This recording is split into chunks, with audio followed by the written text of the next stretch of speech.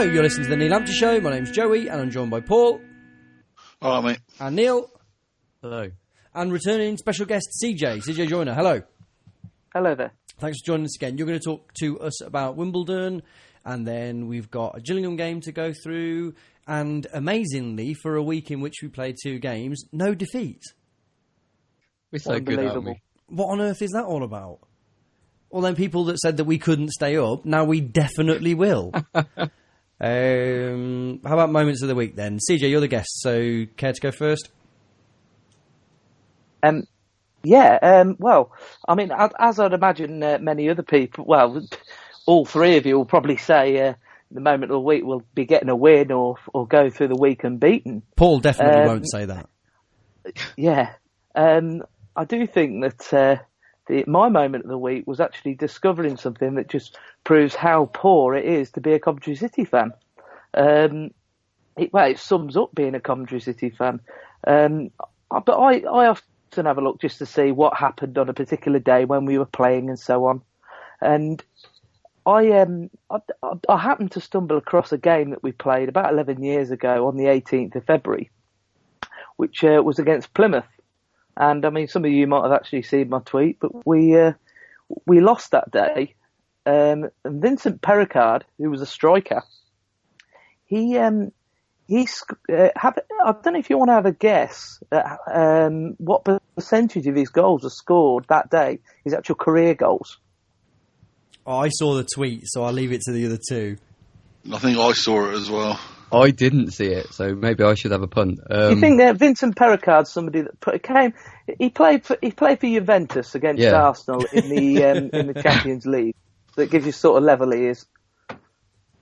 I don't know, something obscene like 20% or something stupid. 13%. That's still obscene, isn't it? That's really high. Yeah. And I think, a hat-trick in 61 minutes against us of his 23 goals in a 16-year league career. I don't think anything sums up being a Coventry City fan more than that, really, or us as a club, really. And something that sums us up even worse now is that, even better now, is that, to be honest, I'd happily take Vincent Perricard to play for us up front. And, modern-day Vincent Perricard? Well, yeah, even the modern day one. Oh. He's actually 34. 34, probably more believable 34 than, yeah. I think he's either a month older or a month younger than Yakubu. Yeah. Yeah, right. You're doing the inverted commas for Yakubu. Yeah, I was actually, but that is true, yeah. I want to quickly bring up a couple of things about Vincent Perricard. One, he went on loan from Juventus to Portsmouth, which is just unfeasible to start off with. And during that loan spell, it says that he scored 9 goals in 32 games, which you'd think, actually, we'll make that permanent. That doesn't seem crazy. He then joined Portsmouth permanently, and in 3 years, he played 12 times and didn't score once, which is top class. The second thing I would say is that he finished his career at a club called Moneyfields, which sound like the sort of evil team from that cartoon, The Hurricanes, that we've referenced a number of times. We're playing the new Moneyfields team. I'll say they're all just fucking like monocle and basically it's like Scrooge McDuck players. A final bit on Vincent Perricard. I mean, we could do a whole podcast on it, really, couldn't we? But a final bit on Vincent Perricard. He's probably got something on his Wikipedia page that I don't think any other footballer, living or not living, could have. And it actually says underneath his career stats, the other column is for games in the Football League Trophy, which is now the Checker Trade Trophy, and the UEFA Champions League. I thought that was quite a nice little quirky sentence on his Wikipedia page. Yeah, that's got to be unique, isn't it? I wonder how many other players. Answers on a postcard to us if you can think of anyone else that's played in the... That's a challenge, isn't it? I'd love to see if anybody can figure anybody else. There's got to be one person, hasn't there? Someone else. I wonder Craig Eastman from last night. That's a nice There's shout. probably a lot more than you think. People like Sanchez, Watt, and all the Arsenal players he probably played once for the Arsenal when they already qualified and then quickly disappeared out of the ether. Yeah. Like Frimpong and people like that. Oh, Frimpong. He was like an internet meme rather than a footballer, wasn't he? Was he real? I think so. Yeah, I believe so. I think what happened was he died, and then Francis Coquelin was born out of the body of him like a chrysalis. I think that's how Lethal Bizzle's cousin, I think. Yes, there we go. Right. Lethal Bizzle's cousin, I believe. Yeah, and there was me thinking earlier about how much I hate football's become, but then obviously not. Neil, let's go for you, moment of the week. That would have to be Wembley ticket acquisition, I think. Sweet. It was quite oddly fun yesterday morning. Just having a little check, having a look at the internet, 8:30, and joining a queue. Can you believe it? A queue for Coventry City tickets. And somehow I managed to get them really, really quickly. Because then I managed to, I just checked on Twitter once I got mine, all 11 of them. And I saw a lot of people were having a bit of grief. But I just guess that was excitement. A lot of people on the internet at the same time. But I don't care because I got mine. Yeah, and you're all right, Jack, is very much your motto, isn't it? Pretty much, yeah. It was a bit weird, though, because I'm not bragging or anything, but I feel like I logged in and I had the stadium, and I pretty much had the choice of the stadium.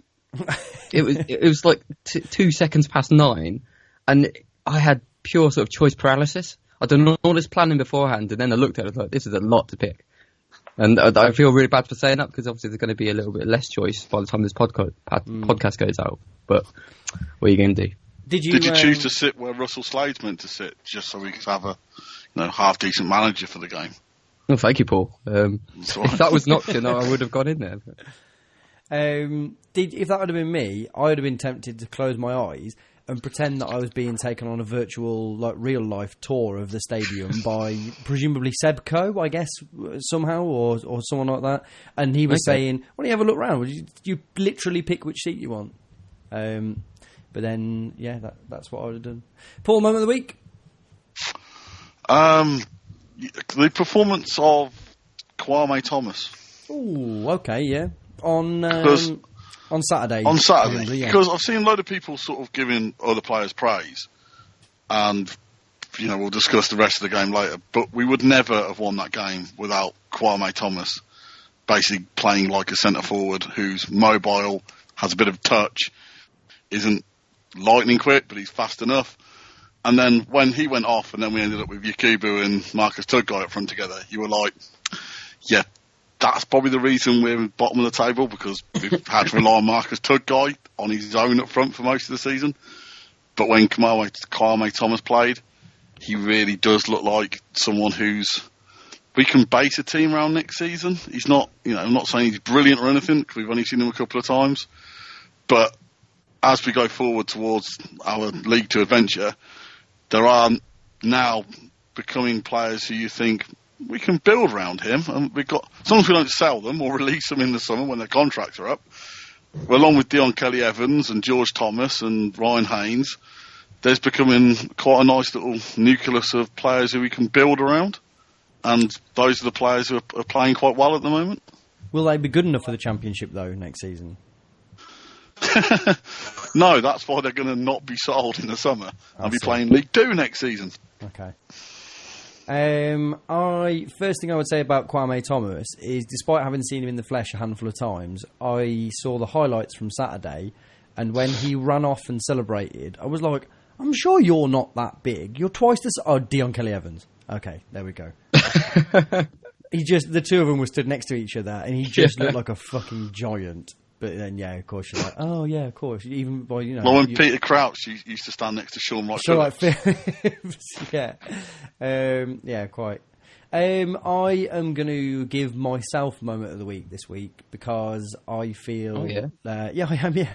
I feel like Saturday's victory was earned by me, because after, repeatedly being either a goal ahead or at least having a draw in position and then throwing it away in the last few minutes, I whacked a tenner on a double chance of Gillingham or a draw, and then was delighted to find out that I lost the money. But I thought, I wonder how many games this season I could have made that bet and won compared to this one.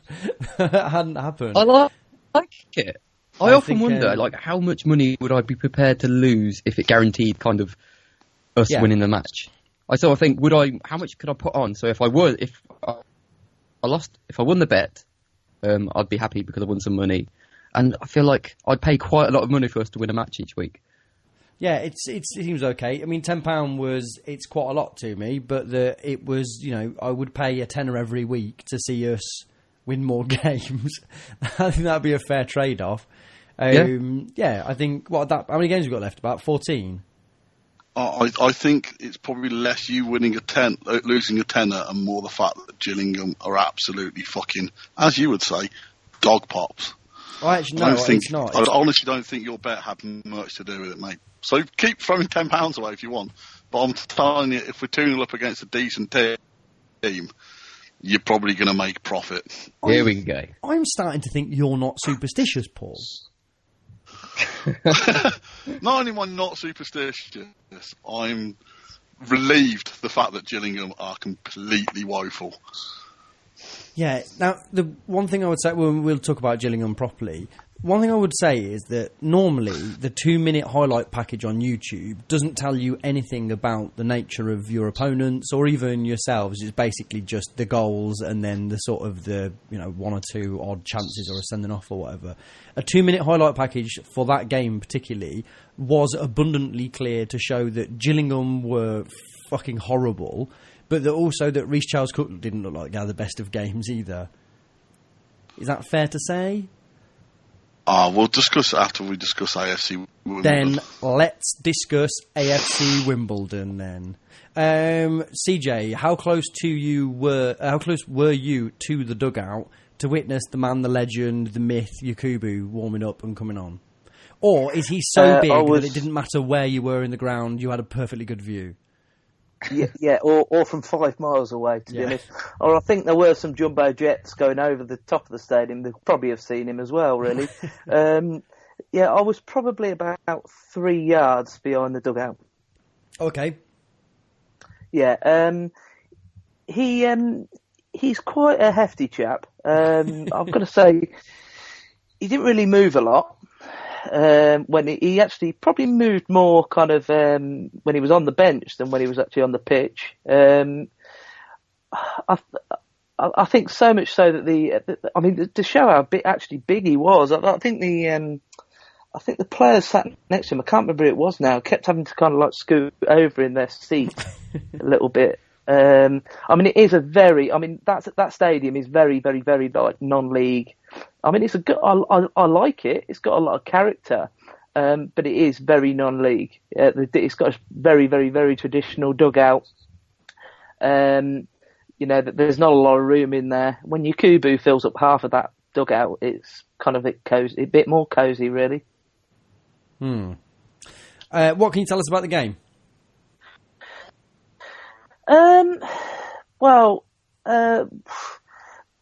What can I say, really? People were actually tweeting me saying, what formation are we actually playing?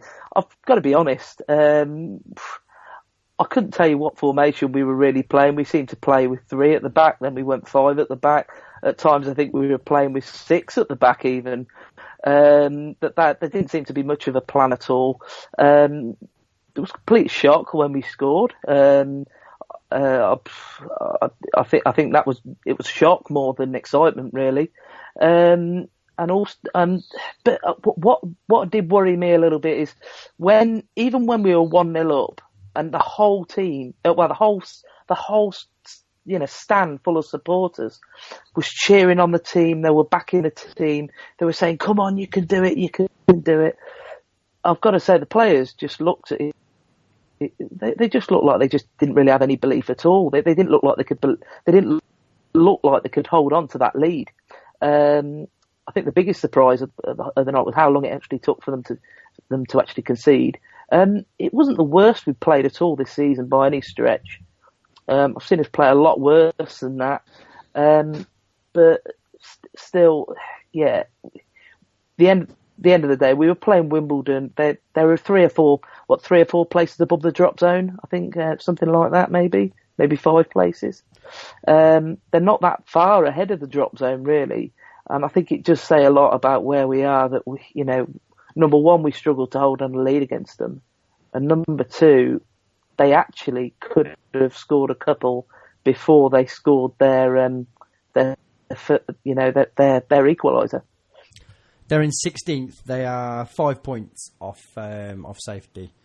Which can only think means that they won their last game. It's pretty tight, isn't it? Really, down the bottom. Apart from kind of us, really. It is pretty tight down there. To be fair, I mean, Oldham have kind of picked up a few points recently. They've kind of gone up a few places, which after seeing them play this season, they were awful. I mean, I actually went to see them play at Lincoln. I think I was actually meant to be on this podcast. I went to see them play at Lincoln the night after we played Cambridge, and they were 3-0 down after about half an hour. And they were poor that night. But yeah, they've been on a bit of a good, decent run, really. But it's much of a muchness around there, really. But we just seem to be the worst of the lot, really, don't we? Well, yeah, by quite some way, unfortunately. Why, in your opinion, we've talked about this in the last few weeks, but it was another game with a late equaliser. What happened? What happened in the run-up to it, and what happened for the goal? It was. Have you seen the highlights? No, I've not. I must confess. It was just chaos. The ball went into the box, and it just went bang, bang, bang, bang, bang, bang. It seemed to hit probably every single player, and then it was. I think it was struck and then blocked, and then struck again, and it went through. I think there was 5 players. Plus Reece, was it Reece Charles Cook? Yeah, it was I think it was Reece Charles Cook played that game. I think it went through, it went past him, but there was 5 players in the 6-yard box in a City shirt. When you've got 5 players plus the goalkeeper in the 6-yard box, you shouldn't be conceding a goal from around about 10 yards out, really. It just kind of just rebounded everywhere, and then they just hit it. But I think it might have even been the 3rd time actually in that scramble. It was a very, very, very League One goal. So much so it probably wouldn't have looked out of place in a Sunday League, Sunday League team really scoring it. Anything else that you would say about the Wimbledon game? Is it just one of those games that you'd kind of write off and that's that? Jody Jones, I thought he struck his shot for the goal. It was struck quite well. I mean, it was probably. I think the keeper would probably want that one back. Really, he should really be saving them. But to be fair to Jody Jones, I think he did strike it really well. It's probably quite deceptive. Really, it was struck quite hard. I think he was actually behind a defender when he struck it, so the keeper probably saw it quite late, and it was a nice little run, and I think it was Ryan Haynes that actually played the ball round to him. It was a good little ball to him, but yeah, like I said, good. It was good to get a point, good to see us go in the lead in the league anyway. It's just there was a bit of inevitability about conceding so late on, or at all, to be honest. But it's, as well, like I said, seeing Yakubu in a Coventry City shirt, is he something like the second highest scoring African player in? He is indeed, yeah. He's the third. I thought he was the second highest. Third highest. No, Drogba's got about 104, 106, and see, I don't think Drogba's got. Drogba has got over 100 Premier League goals. I don't think he has. I'm pretty certain. Right. Well, I'm going to leave you to get on with Paul. Cheers for the Wimbledonia update, CJ. Paul, you crack on with some Gillingham while I have a look at the top Premier League African scorers.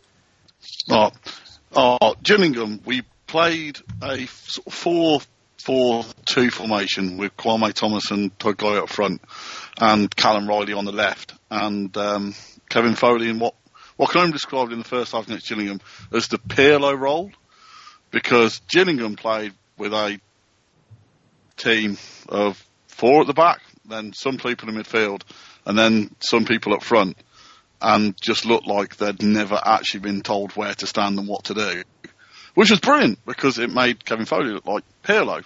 And for the first time in a long time, our defence had the ball and no pressure because Gillingham were completely disorganised. And then we scored with good ball in from Callum Riley on the left wing, good header back from Drogba, and there was my boy Kwame Thomas, and yeah, I'm claiming him all as my own, scored from 2 yards out, and we did what we do best, which we scored with our first attack, or first meaningful attack, and then we did, 5 minutes later, the ball came over, there was a bit of hokey pokey, the ball came out to Andy Rose, who had a shot. George Thomas stopped 6 yards out, turned around and blasted it into the corner. And we were 2-0 up. And we only win when we're 2-0 up. As I mentioned in my stat earlier, once we go 2-0 up, that's basically us done then. We can win a game. Because the last 7 times we've won, we've led every single one of those games 2-0 at some point. And we tend to like scoring 2 goals quite close together to sort of emphasise the fact that we've 2-0 up because we've taken our chances. And then we had another chance where Tudguy... So would you say that we should do that more often? Go 2-0 up? No, yeah. I think basically my theory is, and I said this to Neil after the Wickham game, is we should just score with our first and potentially always our first and second chances of every game. Because if we don't score with our first 2 chances, we don't tend to sort of win games. It's very much in our best interest to score with our first 2 chances. And do you have and I know that sounds like a really flippant remark, but if you look back at the wins we've had recently, that's how we've done it. If we don't score with our first couple of chances, we don't tend to score and we lose. What about conceding goals? Would you recommend that we don't do that either, or? Oh, I mean, I know all these things are really obvious things to say, but once we concede, we don't come back to win. So, yeah, basically the plan is score first, score twice, get it out of the way, then defend like fuck for 70 minutes, and really hope the opposition were as disorganised as Gillingham were. And I said there was one other chance where Dion Kelly-Evans and Tudguy links up really well, and I think it's on the highlights where Kelly-Evans puts in a beautiful cross, and Tudguy runs onto it and really should have given us a 3-0 lead. Yeah, I've seen that. But he heads it wide.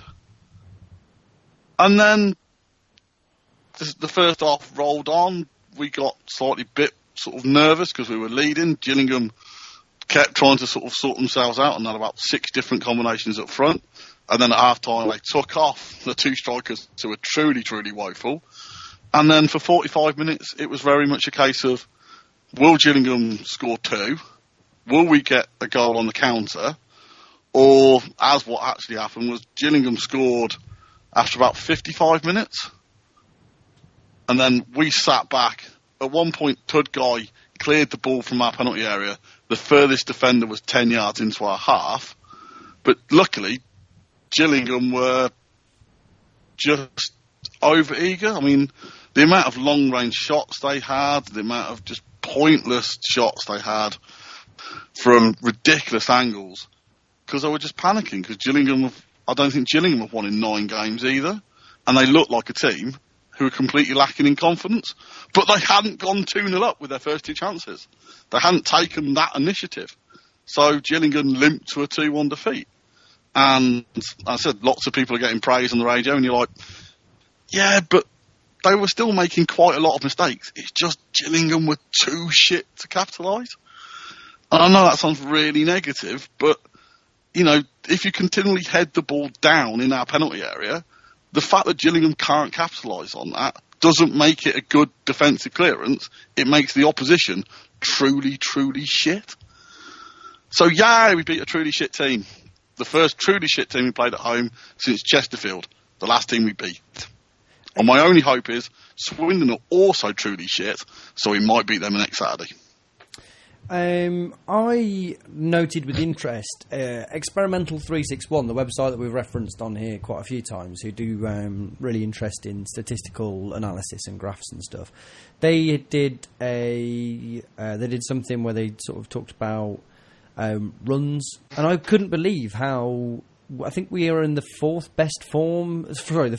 worst best form That doesn't make any sense. Let me try that once more. The fourth worst form. There were 4 teams worse than us in fourth. Yeah. I couldn't believe the state of... Bearing in mind what we've been on, I think Swindon has been worse somehow. I can't remember exactly what it was, but I was shocked at how many teams are going through absolute vile runs at the same time, and that we're still so out of touch and distance. Well, I mean, Gillingham, the guy they appointed, previous managing experience, I think, was Forest Green. And I think he got a win in his first game or something, and that he hasn't won since. And as I said up front, they had... What's the name of that kid who came from Arsenal, who's just massive? Who every so often has a brilliant game. Yeah. And you just looked at him, you just went... I think he started on the left wing, then he started playing in the hole behind the strikers, then he went up front, and in each position he got gradually worse. And you were like, I'm not a Gillingham fan, but if he was playing for my first team, I would be so angry right now, because he's just lumbering around, not really trying. And as I said, him, Roy Donnelly, and your friend Cody McDonald made Kevin Foley have the easiest job in the whole world in the first half of a football game, where he had so much time on the ball, it was untrue. And you're just thinking, well, I know I should be really happy about this, but I'm watching it going, I can't believe how much time they're giving Kevin Foley to turn round. It's like I'm watching an oil tanker turn round, and he's being allowed to do it. And that's great, because we're winning this game, and we desperately need a win. But I can't take that, as much as I'd love to take the positivity out of that game, into... Again, we have the advantage of playing Swindon next, who I believe are also truly shit. But at the end of the season, we've still got Bradford, Sheffield. We've got about 8 or 9 teams in the top 10 to play. And you're thinking, if we give the opposition the second half we gave Gillingham, better teams will score 3 or 4, because we gave them basically everything apart from our 18-yard box. And Gillingham was, I mean, they're one of their centre halves must have had 2 or 3 chances where he was trying 35-yard screamers. And you're like, you're panicking now. That's easy for us to defend. We're not even defending that. We're basically picking the ball out the stand. But Gillingham was just useless. But we conceded the entire second half, apart from 3 or 4 breaks. But a better team would have equalised. Neil, I understand you have a slightly different take on things. Yeah, I feel like you're being a little bit dismissive about the confidence in the first half more than anything else. And that's kind of what I noted above all, was just how inexplicably kind of good we were with the ball. And they were affording us time, but I noticed how differently we were playing to the games we played recently, where we were keeping the ball. We were playing some nice one-touch football, which is just obscene, really, when you consider what we were doing recently. And I wouldn't want to dismiss that. I wouldn't want to say that didn't happen, or not give them credit for actually taking the game to Gillingham. And it's very hard to criticise them for how bad the other team were, because they still, and we know how bad they've been at doing this, they've still had to capitalise on that. And I feel like that first half, they certainly did that. And I agree, I think Kwame Thomas made a big difference in the first half. He definitely tired in the second, that's why he went off. For the goals as well, I mean, the build-up play to the first goal, even before the cross, was just incredible. That you had Ryan Haynes working down the left. I think it was with Riley, but there was just some really quick passing. We just haven't done anything like that for weeks. And George Thomas's ball for the second goal as well was just, I didn't know he had that much power in his legs to get it that far. So that was good of him.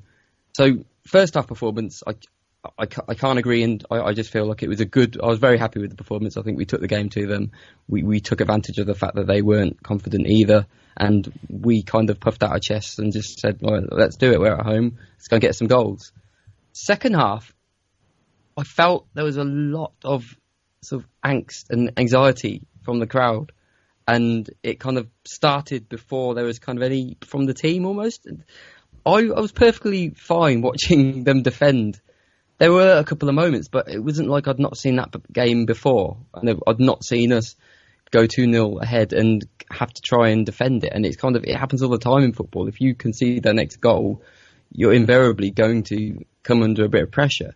And there was a period when it was getting away from us, but then I found I was quite comfortable with the way that Turnbull and Clark adjusted themselves, and they just decided to take the game to them, and just Clark won pretty much every header by that point. They were aiming for the other side of the pitch. They were aiming for Kelly Evans, and that was a mismatch. But I don't know. I just didn't see the sort of the crap defensive football performance, as you did. I felt like they were quite in control for a lot of it. We always discuss it's different opinions. From where I stood, Gillingham basically had 2/3 of the pitch, and we defended the final third. And Gillingham just didn't have. One thing that really happened was noticeable is because Karen Riley was playing on the left-hand side of midfield, virtually the entire second half he played pretty much central, and it was basically a battle between their right back and Ryan Haynes. And that was a continuous battle. All second half was basically those two. And Ryan Haynes just managed to probably get the upper hand where he managed to block most of the crosses in. If Gillingham had just had the intelligence to put another player outright and double-teamed him, we'd have been screwed. But they didn't. We would have adjusted it, wouldn't we? I'm not sure. I'm not sure. I just don't know, because at that point, they were clearly covering for Kevin Foley, who was out of position. And that I think, from what I could see, that's why Karen Riley really drifted inside, because the midfield at that point, the two central midfielders we started with, were just didn't really know where to stand, which is understandable. He's a right back, so why would he know where to stand defensive midfield at those sort of points? And as I said, the ball just kept going, and they had so much time and possession, but they just didn't have anyone with the, and that's understandable because we're in League One, so them not having the wit to break us down isn't that surprising. But you just kept getting the ball in certain positions. You're like, thank the Lord this is Gillingham, because they just couldn't utilise the time and space we gave them. But, that's not to say that we didn't sort of stand up and be counting and all that sort of jazz. But I wouldn't like to sort of see us give that much time and space to 90% of the other teams we're going to play in this division, because basically the same thing will happen with AFC Wimbledon, where we will concede. And as I said, we got 2-0 up, and I think that gave us a lot of confidence in the first half, was we took our first two chances, and that will breed confidence. But we haven't suddenly gone from being an awful football team to even an adequate one by beating a very shit Gillingham team. There's still a long way to go. Do you not feel like the match dictated in many ways kind of just how we went about it? I mean, it just felt like we needed to find a way to win it in some form, and I just wasn't surprised about that's how the game went. It just felt like it was going that way. We were going to go for we haven't won in ages. We're bottom of the league. I don't want to be I don't want to contradict anything I said previous in the season, but I've been going on recently about how we've needed them to actually step up and just start trying, like properly trying. And for that reminded me very much of the Wycombe game, where for once we actually were putting in the requisite effort, which I just feel if we're going to start winning games, we're going to have to start finding ways to win games. And even if Gillingham were poor, we know plenty of times previous in the season we would have lost that just because we wouldn't have put in the adequate amount of effort. But I just felt like there was an effort, and if we're getting that part, because I've seen it now in the last 2 out of 3 home games, so if we're getting that part right, that's at least some of the battle. And then I also saw confident football in the first half. Yes, it fell away in the second, and I just think Yakubu and Tudgai up front was not what we needed. We needed someone who could run, and we didn't have anybody. Hardly dynamic, were they? It was actually a bit of a hindrance. And while I think Yakubu did draw attention, like we kind of suggested earlier in last week's pod, we sort of thought we might sort of distract people, and he did that. He's certainly not. He's got a few pounds to lose, hasn't he? Or just to get a little bit fitter to help us out a bit. But yeah, and the thing is, I'm not going over the top. I'm certainly not. I don't think footballing wise, it was a stellar performance, and there were no 8 out of 10s out in there. There were for effort. I think, like I say, I thought the defenders did brilliantly, and I'll defend Callum Riley as well for what he does effort-wise, because his legs are incredible. It's just, I can't believe that when he keeps going, where you think he'll run 40 yards and then he'll find another 20, and it's just stuff like that, which is unheard of when we've had other players who have just essentially given up on the pitch half the time. I understand where you're coming from. Obviously, however we were going to win our first game was never going to be overly pretty. I just felt against a woeful Gillingham team, we just conceded possession. We just went out second half to protect the 2-0 lead. I don't disagree. And I think you can say, that the fans got nervous first.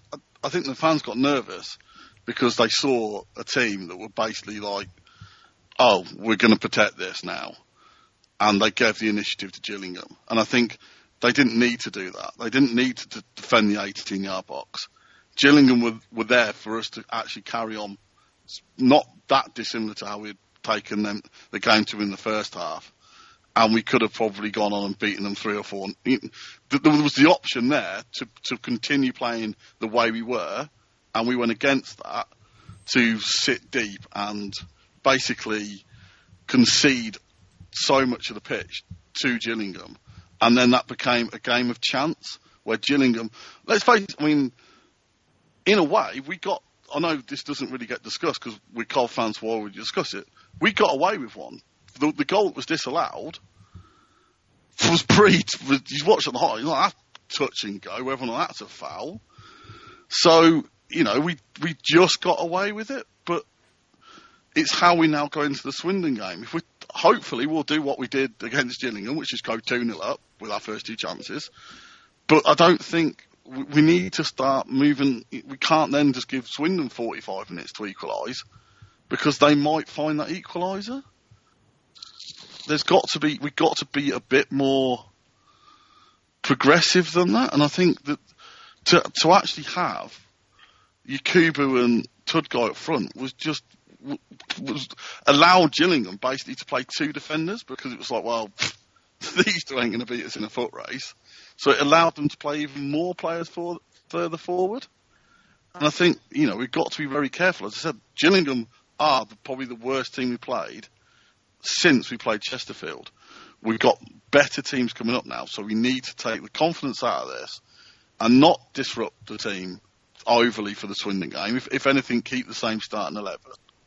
Even if Bevan is fit, because I think Tudguy played quite well with Kwame Thomas, and that they sort of seem to link quite well. And I see no reason to disrupt the back 4 now Jordan Willis is back. So let's hopefully take the Swindon game, and Swindon are a team who are completely out of form, and if we beat them, then we're starting to claw some teams back. Any final thoughts before we move on? Nick, Noli, you mentioned about Tudguy. Do you think he actually played quite well on Saturday? Or? I thought second half he was pretty shit.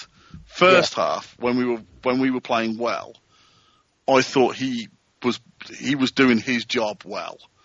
And I said the interchange he did with Dion Kelly-Evans was good. I thought he linked well with some of the players around him. I think he does sort of seem to link well with Kwame Thomas. That partnership, for me, doesn't look that...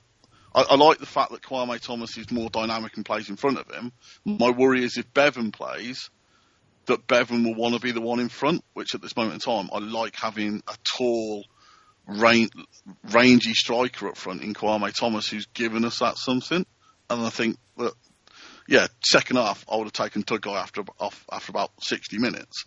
But we know why he gets like that, though, don't we? He's 34 years old, his legs are going, and it's not his fault almost. But it's still, you can see he's given everything he possibly can, and it's just, his legs are to jelly. And unfortunately, he's the one who's kind of stuck on the pitch. I find it weird how he can stick it out, but Kwame Thomas, who's younger, potentially got more natural fitness, sort of can't. I don't know. Maybe that's just being unfair on Kwame Thomas. I think the thing with Kwame Thomas is he's coming back from quite a long injury, and especially with the way that Bevan's in and out the side, and the only other alternative then is Yakubu, I think Kwame Thomas is the player you need to manage his fitness a bit more than well, he was knackered as well, wasn't he, I guess? Yeah, and he was blown out of his eye. The problem with Tugguy was he was just making more and more erratic decisions. And I didn't think, as I said, I don't think he had a particularly good second half. But I also don't think it's fair when you're 34 and your team are defending the 18-yard box, you're not going to get what Tugguy needs are players in and around him. He didn't have that in the second half because the players who he needed in and around him were 30 yards behind him. Bevan's injured, isn't he? He's not in and out of the side because of sort of rotation, is he? He's actually injured. No, I think from what we understand, he'll be back for Saturday. What I mean is he's in and out of the side because they don't trust his hamstrings. That's why he's in and out of the side, because they want him on the pitch, but when he starts, his hamstring goes. So, yeah, he's not in and out of the team because of tacticals. He's in and out of the team because they desperately want to play him, but when they play him, he's still not 100% fit. Okay, just wanted to check. Okay, I think let's have a little bit of CJ chat. So CJ, part of the Sky Blue Trust, we've had a couple of questions and I thought it'd be good for you to sort of give us a quick update. So I thought I'd start with the question from listener Dilraj Johal, who said, at the Trust meeting, which was filmed, do you want to give us details of how we can see that video for anyone that wants to? I believe it's on the Trust website. It was done through Periscope. If you just go on my Twitter account, which is CJ_Covblaze, just search for that next to the word Periscope or Sky Blue Trust or something along those lines. It'll come up with the video from that night. I think it was about 2 hour. I think it's about a 2 hour video. But you can watch it back as much as you want, really. And it was a good night, and like I say, it's well worth watching. And Diraj pulls out, I think, something that set tongues wagging quite a bit subsequently. He says there was a lot of talk of admin. If we went into admin, what would the process be? How would the Trust stop CCU taking control again like last time? Is that something that's been lost in translation, or what's the deal with that? I think it has been lost in translation a little bit. I think that there was a few people that actually thought that we said it would be a very good thing if that was to happen. Obviously, that wouldn't be a good thing at all. It'd be another administration. And I think this time, I believe that under the rules, we wouldn't be looking at a 10-point. We'd be looking at an automatic 20 or 30 points, really. Because it's another administration within 5 years or whatever it might be.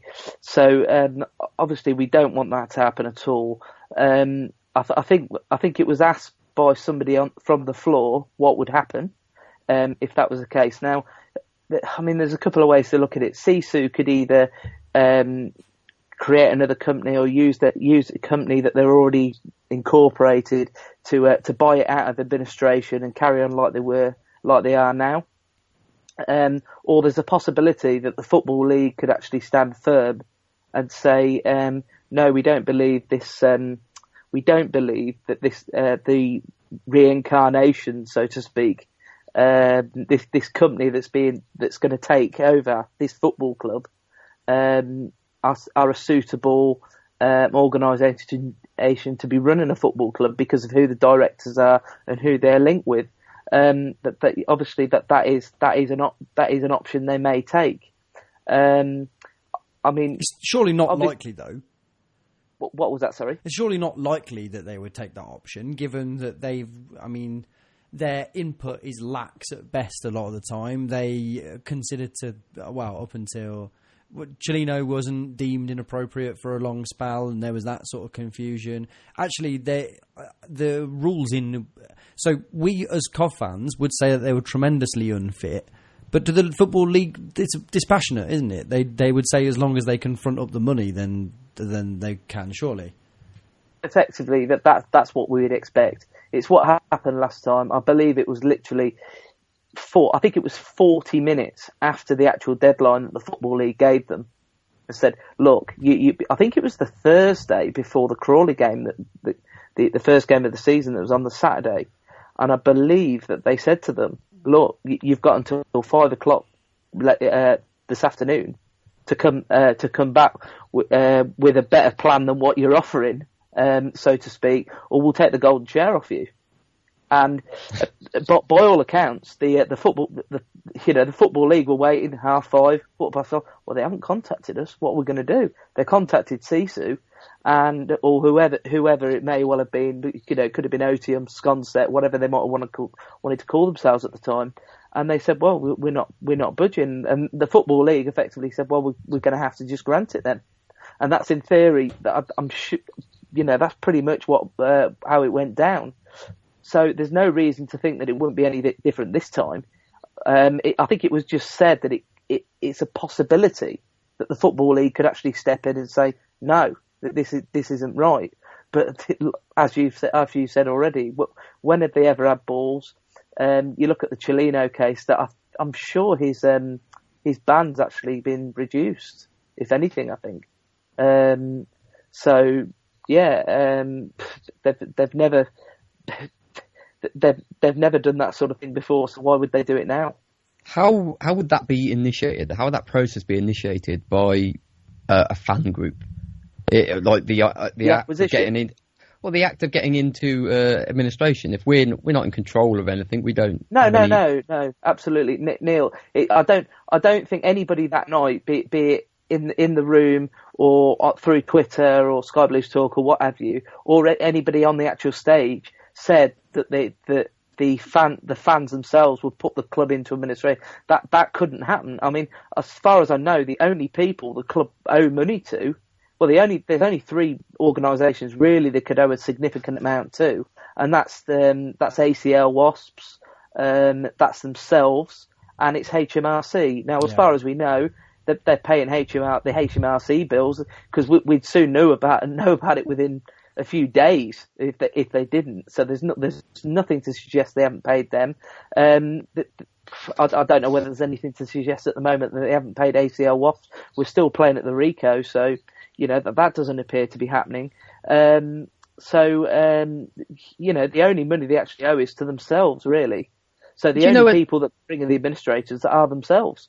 I'm just interested about where this notion of administration came from then. I mean, was that as like a byproduct of, if we were to try and pursue fan ownership, that's the only way we could get it, by somehow strong-arming them out of own? I just don't know where it came from, because it's kind of come alongside. So we've had this discussion around fan ownership and what could potentially happen, but that always seems to come with the caveat of administration, and I don't understand where those two things are connected. I think what it was, there was a question from the floor that just simply said, look, how would the supporter-led football club ownership model happen? And I think it was just given as an option to say, look, we could be like an FC United in Manchester, where they start they start even though the other club is Man United are in the Premier League, they still started a club, so that could possibly happen. Another option is a Portsmouth, where they were in administration, and obviously Ashley Brown, who's the chair of the Supporters Direct, he was there. He was the chair of the Pompey Trust that bought their club out of administration. So I think that may have been where that actually came from. And then there was obviously the other one where if Sisu were to pull the plug, we've got something already that's on a shelf. I think every supporters trust should really have it, where it's just literally on there and on the shelf. And then if the worst was to happen, they were to pull the plug tomorrow, we could just get the rescue package off the shelf and say, look, we can actually start a club tomorrow. Don't know what league it's going to be in, but it's literally there to go. And it's understandable why we would have that.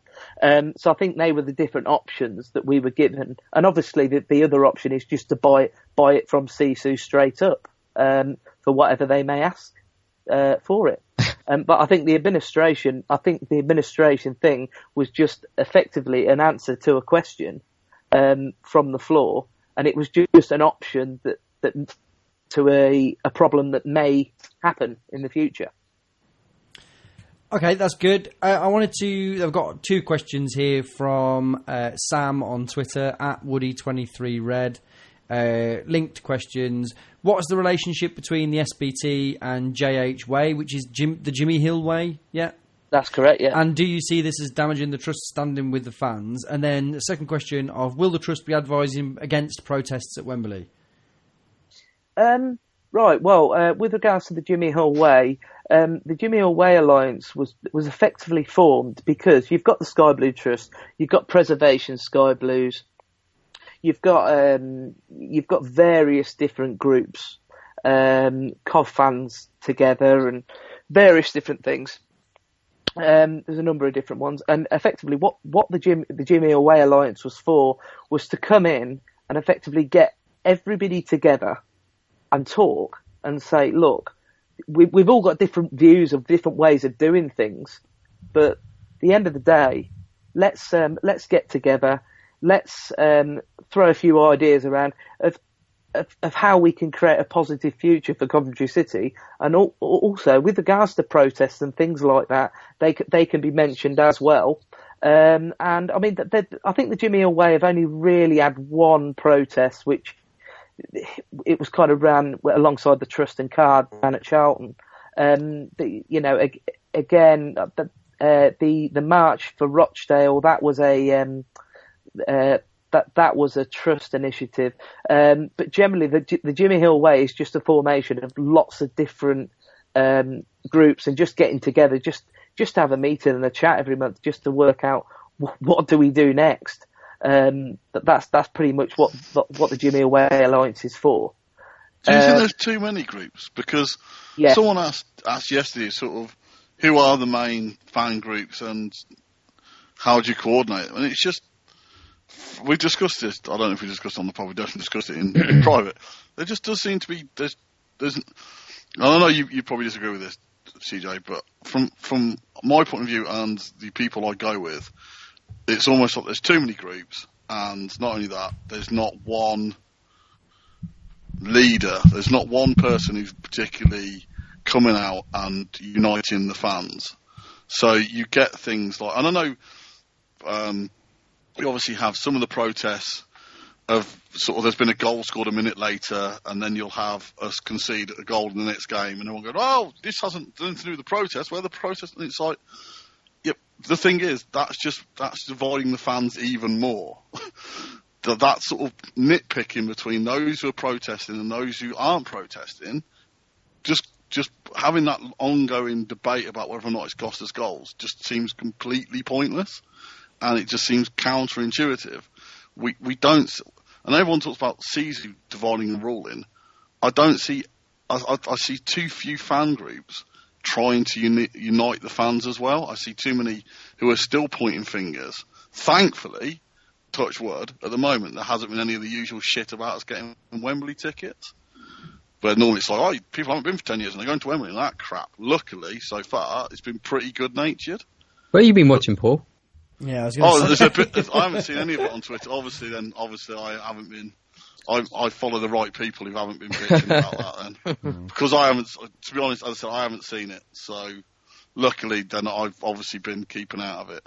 But I just think the ongoing snarkiness between the people who are protesting and the people who... I think everyone agrees we want Sisu out.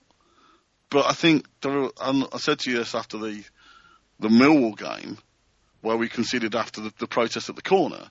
I don't mind protests, just not when we're defending the corner, because if we concede from it, there'll be those who will point the finger at the protesters. You might not like it, and we might all agree it probably didn't affect it, but the problem is, for those people who feel like it did, you're not going to convince them otherwise by saying other stuff. Yep. And then the week later, I saw someone go, when we conceded, someone go, oh, well, where was the protest that led to this goal conceded? Doesn't help. None of that helps. I mean, firstly, what you said about the fan groups being too many, before you'd even answered that, I said I agree. I said yes. You know, I don't know whether you heard that. Yeah, there are too many fan groups. Really, obviously, the trust. We get criticised all the time for not being aggressive enough with our approach with regards to Sisu, saying, well, we're pussyfooting around them. We are, you know, where's the leadership for the protests? Understandably, we've got to have a professional, to the people that are saying that, we need to have a professional approach to what we're doing. So, for example, if we do want to be seen as professional, and in the future, not necessarily by the club, but lead a fan acquisition of the club. So it wouldn't necessarily be the Sky Blue Trust Club. It would be your club and your friend's club and your family's club. It would, the trust would just be a vehicle to drive that forward and bring everybody together to do that, which it has been at the other clubs where it's been quite successful.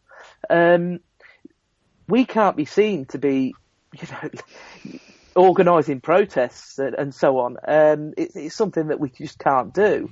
So you've got that sort of things where the supporters, some sets of supporters are having a go at us for that, and then there's others for, they're having a go at us for, like, for example, even my own girlfriend rang me for the game where there was tennis balls on the pitch. I can't remember which game that was. It was a few weeks ago, and she said, look what you've done. Look what the trust and the Jimmy Hill and she'd bring up the Jimmy Hill way as well. She said, look what they've done. And I'm like, I'm in the van on the way to work in London. I didn't know anything about tennis balls. We didn't know it. We didn't know anything about it. We hadn't seen anything about it. So again, we get blamed for protests that we have nothing to do with. Like, for example, the whistles. We didn't have anything to do with that. The trust got lambasted for whistles. We didn't have what about all those paper aeroplanes that hit me in the head? Yeah, well, that was Who do I blame for that? You blame me. CJ. The idea with that, there's another thing Paul said about unity, and I think you said that fans have said about it. And what we tried to do that night, I was on the radio the night before the Millwall game, and I said, look, tomorrow night we're playing Millwall. Let's try and get a feel-good factor. Let's try and get a good result against Millwall. Let's see what we can do, and then we'll build on that towards the Wycombe game. Because if we have a good result tomorrow, it gives us a better chance, because the players are going to be feeling good about themselves when they go into the game against Wycombe, and then we've got a better chance of getting to Wembley. At the moment, that's the short-term goal at the moment. Let's get there. And the protests aren't necessarily going to help things. So then on the Tuesday night we spent a good hour, 2 hours before kick-off, and also a couple of hours after full time, collected all the paper. But before kick-off, we were actually putting paper on every single seat in that stand for people to hold up when the players came out. Now, unfortunately, I think part of it was the 15-minute delay. If you're sat there, it didn't matter whether you're 5 or 55. If you're sat there with a piece of paper in front of you and you've got nothing to do for 15 minutes, you're going to make a paper aeroplane, aren't you? I'm not sure about that. That didn't necessarily help things, but a few people held them up. But I think if it would have actually worked out, it would have looked really good. I spoke to Sky, and Sky were actually going to put a camera behind the players as they came out. I don't know whether they did that on the night anyway, to have the players come out the tunnel and have a camera behind them just to see a sky blue and white stripes. And it's something we tried to work with the club for. They couldn't necessarily help us with it initially, but then they backed us in the end. It would have been really good, but unfortunately, for one reason, it didn't actually happen. But that's the sort of thing that we're trying to do at the trust. We were trying to unite the fans that night, and it just ended up backfiring on us because of the paper aeroplanes and so on. And me at the end as well, it backfired on me because I was the one that had to clear it all up. It's a lovely sentiment, I think. Maybe slightly misjudged given our littering problem. Yes, yeah. Maybe next time. So we don't lose it, the question about protests at Wembley? Protests at Wembley, my view is, I don't think we should be doing anything inside the stadium with regards to protests. I think if we're going to have a protest, the best protest we could have is, say, have X amount of hundreds or thousands of people meet at a particular point, march to the stadium with a few banners saying that we're not happy, make it peaceful. If anything is going to happen on that day, I think this would be the best way to go about it. And then we go into the stadium and we don't mention CISA at all in the stadium. Let's support the team when we're in the stadium. Let's create a positive atmosphere once we get in there. so we can make our point. We can get a bit of media coverage on the way in. There'll be cameras there. That there'll be Sky will be there anyway. TalkSport will be there. BBC will be there. ITV will be there. We can show we're not happy, but then go in and support the team. That's if anything happens at all. I just don't think anything should be happening at Wembley that day with regards to protests. I've heard people saying that, let's go on the pitch. To start with, you've got no chance of getting on the pitch at Wembley. The way how the front of the stand is actually constructed, by the time your feet hit the floor, you'll have 3 stewards around you, because you can't just jump over the barrier. There is actually like a horizontal barrier sticking out from the main barrier to get out. So that's just not going to happen. And I could just all I can say is, guys, let's not protest inside the stadium. Let's show the team that we are backing them, and let's see us win something that day, and let's not do anything whatsoever to disrupt that. Yeah, I think a sentiment that would be echoed by all of us in here, for what it's worth. I think, yeah, sure. I mean, people paying good money they all want to go and have a good time. Let's have a good time. And it's we've got to remember how many kids are there that day. They don't. The kids don't want to be at the front. They don't want to be in the front of protests. You look at how many kids are there that day. Let's give them something to remember. Let's give the 5 and 6, 7, 8, 9-year-olds something to remember that day that's positive. It's our day, isn't it? That's the thing. Yeah. It's right, a once in a blue moon situation, and it's our day, and we shouldn't. I would be really, really disappointed, like you say, for the young people that are there. For people who might start falling in love with Coventry City if their memories in recent times, even if it's the relegation, but even if it's tempered by the fact that they were on the pitch at the Rico after the semi-final, after the area final win, and the Wembley win, it just people deserve some good memories without them being tarnished. But I think we're all in agreement with that, so that's fine. Has anyone got anything else they want to finish up with, or shall we wrap up? No, I'm good. That's all good. Yeah, I'm good. Thanks again to Halley Inc. on Twitter, at Halley Inc. HALLYINK, who gave away some lovely prints to 2 Cov fans and listeners this week. Go and have a look at his stuff. There's some 87 FA Cup stuff that he's doing that's really, really lovely, and very, very reasonably priced. That shouldn't have taken me so long to come up with that. And also, if you want to get in touch with us, it's neelamptyshow@gmail.com on email, or at neelamptyshow on Twitter. You can get CJ at CJ_Covblaze. That's correct. Oh, by the way, Joey, can I just put out a little appeal, just for a few seconds? Absolutely can. Sorry, I should have said it when we were wrapping up, but can I just appeal to everyone? I'm sure you'll share the same sentiment. If you've got the internet, like 99% of the people have, don't go anywhere near the butts to buy your tickets for Wembley, whether it's general sale or anything else. If you're able to, just don't go near. Just don't go near the butts. Buy online, because it was just chaos yesterday down there. I called in there and it was just a nightmare. That they don't need it in the ticket office. The disabled fan, it's the only people down there really. Disabled fans are the ones that are down there. And because they have to, there's no other real way for them to get their tickets.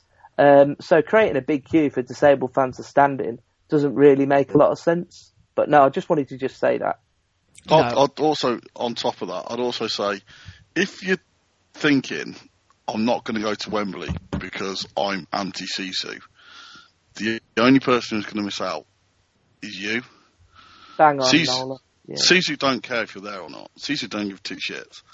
But it's a great opportunity for us to do something we don't do very often, which is actually celebrate supporting Coventry City.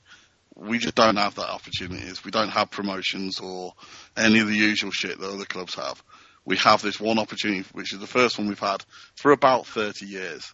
So if you're going to sit at home and think, aha, I've given one over Sisu, you haven't. The person who's missing out is you and the people who would probably like you to be there or go with you. So I'd just, as CJ said earlier, I think for 90 minutes, I think we just have to forget who owns us, all that other shit. because we just don't get this that often. So why miss out for someone who doesn't care?